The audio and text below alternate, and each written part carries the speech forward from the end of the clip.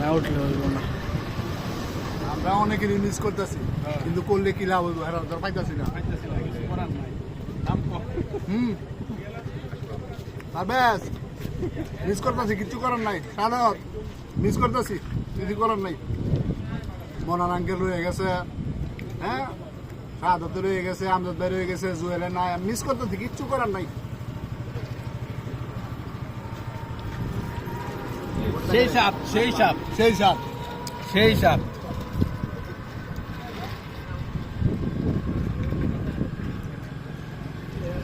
সেই সাপ সেই সাপ।